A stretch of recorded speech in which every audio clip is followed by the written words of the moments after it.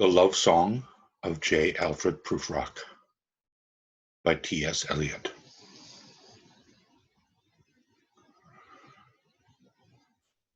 Let us go then, you and I, when the evening is spread out against the sky like a patient, etherized upon a table. Let us go through certain half-deserted streets, the muttering retreats of restless nights in one-night cheap hotels, and sawdust restaurants with oyster shells.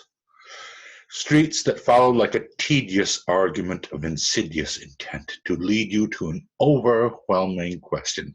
Oh, do not ask, what is it? Let us go and make our visit. In the room the women come and go, talking of Michelangelo. The yellow fog that rubs its back upon the window panes, the yellow smoke that rubs its muzzle on the window panes, licked its tongue into the corners of the evening, lingered upon the pools that stand in drains, let fall upon its back the soot that falls from chimneys, slipped by the terrace, made a sudden leap, and seeing that it was a soft October night, curled once about the house and fell asleep. And indeed there will be time for the yellow smoke that slides along the street, rubbing its back upon the window panes. There will be time. There will be time to prepare a face to meet the faces that you meet.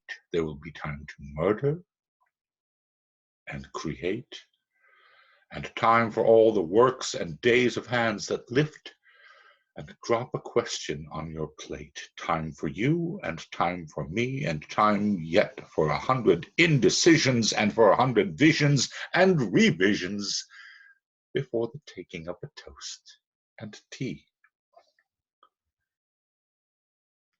In the room the women come and go, talking of Michelangelo. And indeed there will be time to wonder,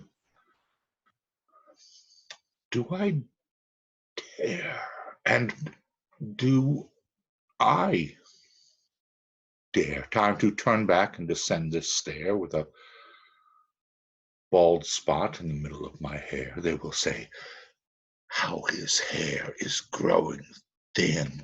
My morning coat, my collar mounting firmly to the chin, my necktie rich and modest, but asserted by a simple pin. They will say, but how his arms and legs are thin. Do I dare disturb the universe? In a minute there is time for decisions and revisions, which a minute will reverse. For I have known them all already, known them all. I've known the evenings, mornings, afternoons. I have measured out my life with coffee spoons. I know the voices dying with a dying fall beneath the music from a farther room. So how shall I presume? And I have known the eyes already, known them eyes, the eyes that fix you in a formulated phrase. And when I am formulated, sprawling on a pin, when I am pinned and wriggling on the wall, then how should I begin to spit out all the butt ends of my days and ways? And how should I presume? And I have known the arms already, known them all, arms that are braceleted and white and bare, but in the lamplight down with light brown hair. Is it perfume from a dress that makes me so digress? Arms that lie along a table or wrap about a shawl, and should I then presume? And how should I begin? Shall I say, I have gone at dusk through narrow streets and watched the smoke that rises from the pipes of lonely men in shirt sleeves leaning out of windows? I should have been a pair of ragged claws scuttling across the floors of silent seas. And in the afternoon, The evening sleeps so peacefully, smoothed by long fingers, asleep, tired, or it malingers, stretched on the floor here beside you and me. Should I, after tea and cakes and ices, have the strength to force the moment to its crisis? But though I have wept and fasted, wept and prayed, though I have seen my head grown slightly bald, brought in upon a platter, I am no prophet, and here's no great matter. I have seen the moment of my greatness flicker, and I have seen the eternal footman hold my coat and snicker, and in short, I was afraid. And would it have been worth it, after all, after the cups, the marmalade, the tea, among the porcelain, among some talk of you and me, would it have been worth while to have bitten off the matter with a smile, to have squeezed the universe into a ball, to roll it towards some overwhelming question, to say, I am Lazarus, come from the dead, come back to tell you all. I shall tell you all. If one, settling a pillow by her head, should say, that is not what I meant at all. That is not it at all. And would it have been worth it after all? Would it have been worthwhile after the sunsets and the dooryards and the sprinkled sheets, after the novels, after the teacups, after the skirts that trail along the floor, after this?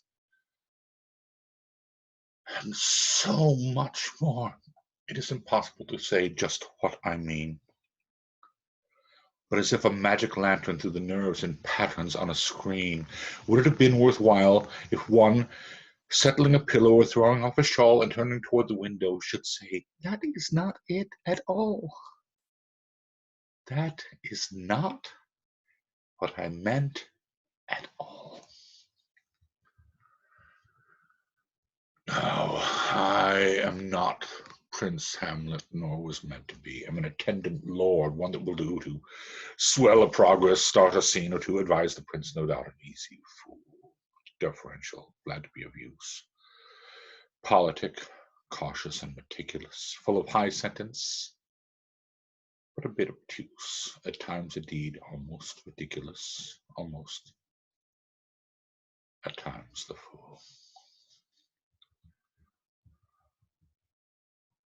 I grow old. I grow old. I shall wear the bottoms of my trousers rolled. Shall I part my hair behind? Do I dare to eat a peach? I shall wear white flannel trousers and walk upon the beach. I have heard the mermaids singing, each to each.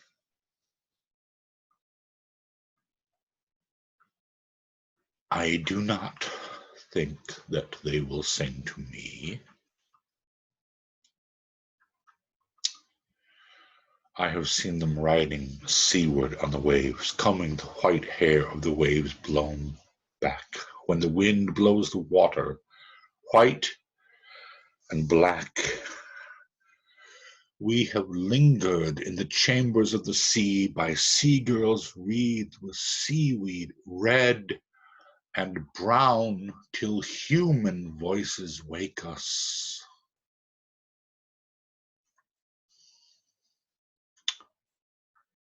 And we drown.